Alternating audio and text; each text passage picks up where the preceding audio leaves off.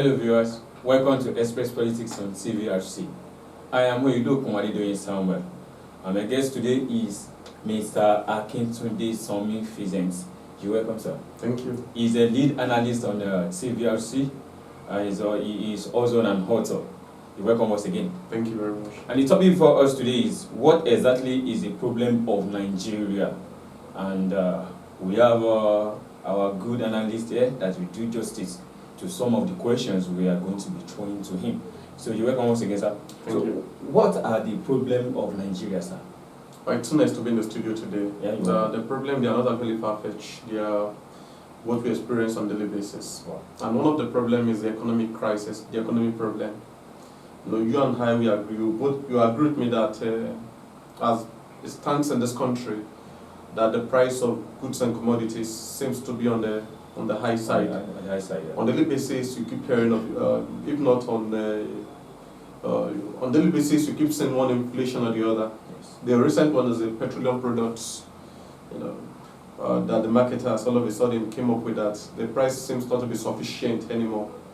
So, and again, back in the days, you could see how the prices of goods and services that seems to be so minute, but now they are all on the high side. Another one is under the economic crisis is the economic management. Poor policy here and there, policies that are not good for the well-being of the country. And you could see poor managers at the helms of affairs, those who cannot even manage maybe their homes and want to manage the country. Yes. So, and again, another problem facing this country is that of insecurity. If not banditry, it's kidnapping. If not kidnapping, it's ritual killing. If not ritual killing, it is serial killing. Killings here and there. The recent one is out of yesterday that happened in Oyo State, Yes. where some people were I don't know if 2 or 3 of them, they were killed. And they set them ablaze. Jungle justice, in the middle of in the broad daylight, people were killed. I mean, it's so terrible. Oh, well. So another issue is that of ethnicity. Nigeria is so ethnic conscious. We've never been this ethnic conscious in the history of this country. At the side of your brother, somebody from your hometown, it triggers the joy and happiness. So we have so many numerous problems facing the country. All right, thank you very much, Mr. Akintunde. So, from the 4 mentions problems that you've highlighted, what exactly is the problem of Nigeria? Well, in my opinion, the exact problem is Yes. the economic crisis, Wow. because hungry man will do the unimaginable. Somebody you cannot even imagine. Somebody who has nothing in his tummy will just look at our ladies that are going into prostitution. Those who are going into some will tell you it's because they could not fend for themselves, so they think the best thing is to sell their bodies to embrace. To get money so that they will have a living. Yes. And again, hungry man is a hungry man. That's why you see all those vote buying during the vote bazaars during our elections. So, economic crisis. And not that we're able to get it correctly, other sectors will be definitely, we suffer it. All right, thank you very much, Mr. Physens. So, let's look at it from this aspect. Before we have this kind of problems, there are some people that will have hands in it that, okay, these are your only parties, are your only parties, are your only parties, because it becomes a tree that will cause problems now. That is under economics, which is the exact problem of Nigeria. So I want to ask you, what do you think are the impact of the citizen having this problem? Okay, the impact of this is, as regards the problem is, number one, is that even if we are hungry, even if we are losing our tummy, we are losing our stomach, we should not lose our senses. Many a times, we are the one voting, we are the one, let's not change our destiny for the immediate gratification. Yes. It's good we suffer, any whatsoever that may be coming now for the greater tomorrow. Okay, recently I heard during one of the elections that one of the contenders, the same, I love using Oyo State for it, I don't know why. Back in the days I had a man, one of the contenders, governorship contenders then, that was selling Gary and Kuli Kuli as a campaign, using it for campaign to campaign for the general populace.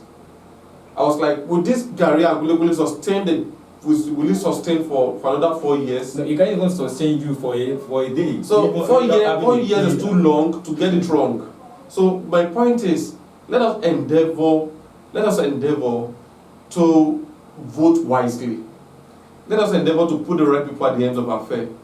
So that's what am I saying in essence is that citizens are part of contributors to this kind of when you don't, we need to look before we leak. Okay, we need to think before we take any kind of action to put somebody to come and govern us. And that's where the issue of manifestos must come in. The citizens must understand the ideology of any kind of person who wants to come and govern us. You can't just come and you say we should vote for, what you have in stock. And we need to check the antecedents. If he's a chronic and a ballistic liar, we need to say, no, this one is just telling us fallacies. It's just cooking up lies for us. It's better we do it with somebody like that. But let's check those who have the history, those who have been able to build up, who have been able to create a kind of, who have been able to create something out of nothing. These are the people we should hand over the country to. All right, thank you very much. So we are seeing the impact of the goods. Now let's look at the impact of the gangas. I'm talking about the government on the grassroots. So what are their own impacts? Well, the government, on the part of the government, like I said, history will not forget anybody. Yes. Recently we still talking about that of chiefs. The then head of state, Sani Abacha, the role he played, and we also still talking about the role Murtala Mohammed played.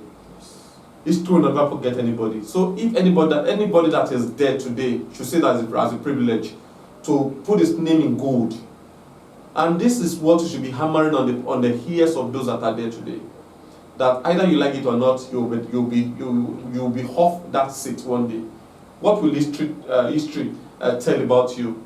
So it's better you do what is needful by impacting the life of the citizens, by changing the environment for better, and before you know it, history, the name of that person will be written in gold. Yeah, thank you. What you're saying is that either you do good or bad, your name will be ascribed on it, right?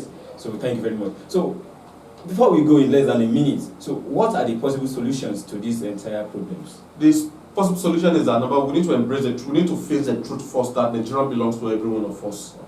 We need to understand that fact, that this is our country. And not that we understand that fact, things will not go the way they should go. And again, this divided we fall. This kind of slogan should be our watchword. That united we are going to stand together, but divided we're definitely going to fall for it. And again, like I said, issue of patriotism, we all need to be patriotic.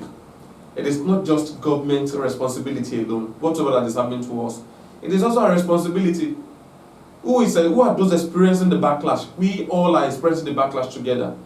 Now the rich cannot. Is it not the same road that we used to travel before, and everybody will be comfortable? Some people cannot even ply that same road anymore. Again, either you are rich or you are poor. Recently, I heard about people kidnapping a bread seller. Tell me, what ransom would the bread seller pay to the kidnappers? And recently, we heard about how the prelate of a Methodist church was kidnapped, and the over 100 million that would pay to the kidnappers. This was 3 days ago, right? Just I think few months or thereabout. So the point is, this country belongs to all of us, and we need to get serious. We have to be patriotic. It has to be a collective responsibility, and not just a one-man show. So once we are patriotic in this country, so all these problems will be solved. Not just being patriotic alone, we need to address the issue. For example, the issue of unemployment. There must be an enabling environment for the general populace, for the student. You cannot just put the youth in the streets. They will cause mayhem, and they will cause a whole lot of trouble. Get them something doing. And if they are not getting them, there is what we call the SMSC, small medium scale enterprises. Make sure that it's an enabling environment by creating loans for them. Because if you don't have, in this country now, you can only try with little or nothing. But it's good one start from a little anyway. Yes. But the point is there should be a kind of some things to be made available for the youth to thrive on. And if that is not done, then we still definitely be behind the radar. Yeah, thank you very much once again, Mr. Vincent. And here is where we draw the curtain for today on Express Politics.